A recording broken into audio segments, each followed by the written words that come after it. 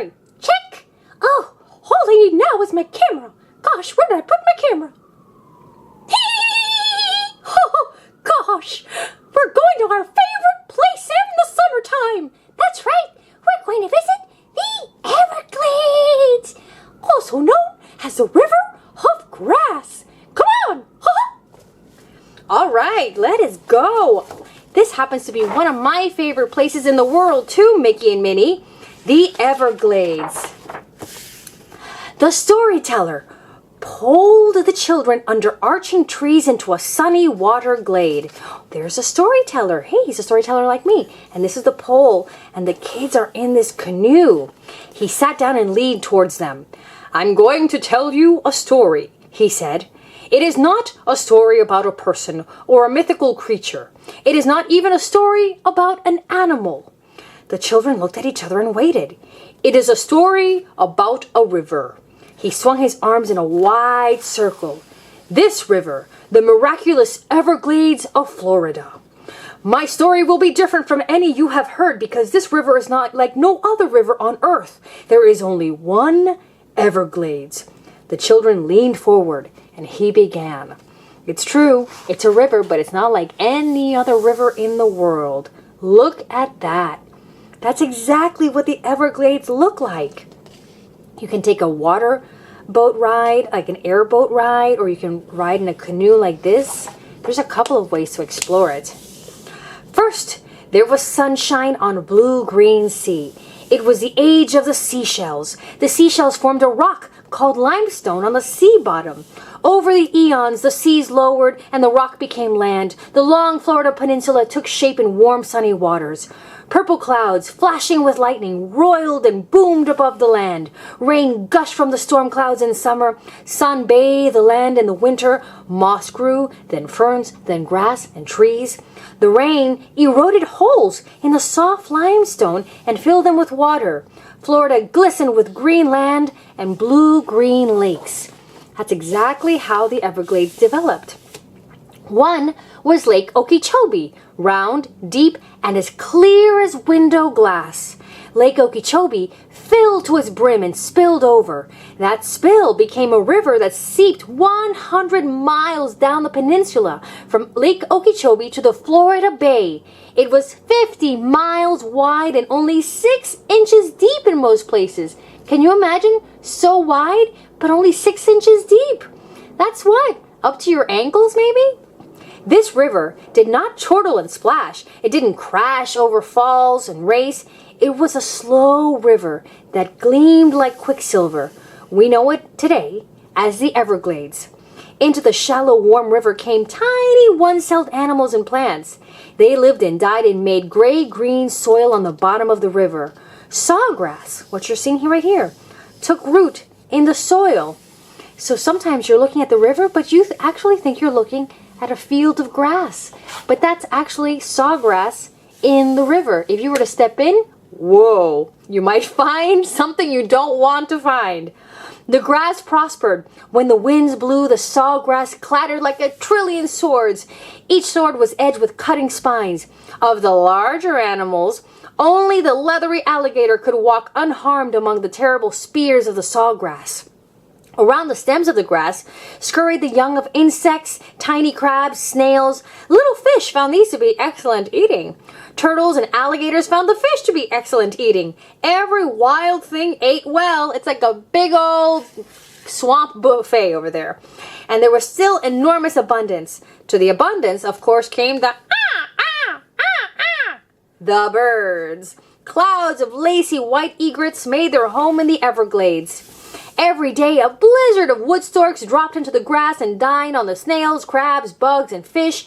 A profusion of pink flamingos hunted in the shallow mudflats. Hundreds of miles of spoonbills vacuumed the ponds and shallows with their sieve-like bills. A myriad of little songbirds fluttered through the trees that grew on the island in the river of sawgrass. Quantities of alligators roamed the grass and dug pools for their young. Into their pools came fish and turtles, herons and anhingas, and billions of frogs, snakes, and snails. We're talking tons and tons and tons of water life. But not just water life, as you can see. A multitude of panthers, raccoons, deer, and otter came to the river. They made their home on the beautiful islands. And then there were orchids blooming that turned the island trees into colorful cathedral windows. A plethora of lizards and anoles, I'm not actually sure how you pronounce that, clambered over the orchids, and 2,000 kinds of plants, including palms, vines, bushes, grasses, and trees. When we were all in place, the Everglades was a living kaleidoscope of color and beauty. It glittered with orchids, grass, trees, birds, panthers, raccoons, snakes, mosquitoes, lots of mosquitoes, fish, all things large and small that make the earth beautiful. Look at that. Is that not a beautiful place? Oh, and it's so peaceful there. As long as you're not being chased by an alligator, it's very, very peaceful. And I've never been chased by an alligator, so I guess I've had a pretty good experience, I have to say there. The storyteller paused. The children looked around and wondered and pondered. The storyteller went on. When the Everglades was perfect, people who called themselves Calusas arrived. They lived gracefully on the fish and game and made tools out of seashells. The Spanish conquistadors arrived, and the Calusa people disappeared. That was a Native American tribe, the Calusas, a very small one that lived in Florida. The conquistadors were afraid of the flesh-ripping grass and roaring animals of the Everglades, and they moved on. North of Florida, European men pushed the Creek Indians out of the Carolinas, and some of them walked south until they came to the silvery Everglades. They pulled deep into the sawgrass and settled on the islands. They are the Seminole Indians. A few of them live here today. Completely true. They still live there to this day. The storyteller paused. The children looked around.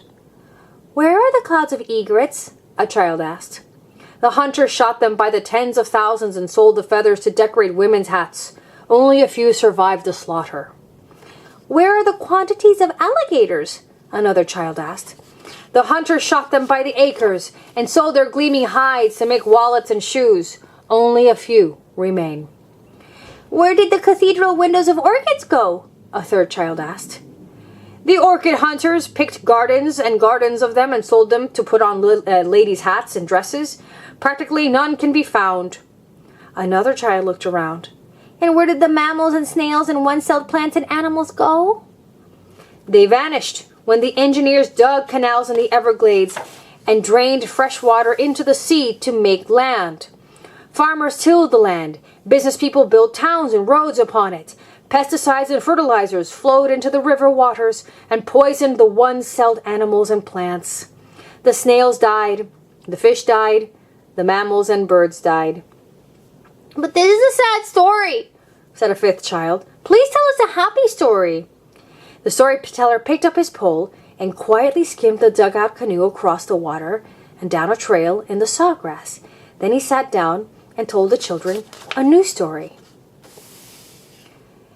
5 children and a storyteller poled into the Everglades. Eventually the children grew up and ran the earth. The cloud of birds returned to the abundance of fish in the water. The flowers tumbled into bloom. Quantities of alligators bellowed through the sawgrass again. A multitude of panthers, deer, raccoons, and otters cavorted on the island. That's a much better story, said the children. Now pull us home quickly so we can grow up. And that is the Everglades at sunset. Isn't that beautiful? See him right there? He looks like one of the Native Americans that lives out there. Actually, his shirt reminds me of the Miccosukee tribe that lives out there in the Everglades, in the southern portion anyway. And that was the story of the Everglades, a beautiful river of grass, and even if it's not as spectacular as it once was, it is still a beautiful place, worth visiting and worth saving. Haha, that's right! And don't you think so, Minnie? Oh yes, it's so beautiful, and it reminds me of how much I love the earth and how much we have to take care of it. Haha, that's right, and it's real easy, Minnie. Is it, Mickey? It seems so hard. No, all you gotta do is start at home, you know, like recycling, picking up after yourself, and definitely not dumping any trash out into the water or on the streets where it could end up in the oceans and rivers. Oh, yes, that's real easy to do. We can all do that. That's right. Well, kid, wherever you go, remember to pick up after yourself, respect your environment. That's right, respect your environment, and take lots of pictures. Ha ha ha. See you next time, kid. Bye-bye. Have a great time wherever you go this summer. Thanks, Mickey and Minnie. Thanks for visiting us here and telling us all about the Everglades. And see you next time, kid, on... Hit it, guys. Kid Time Story Time.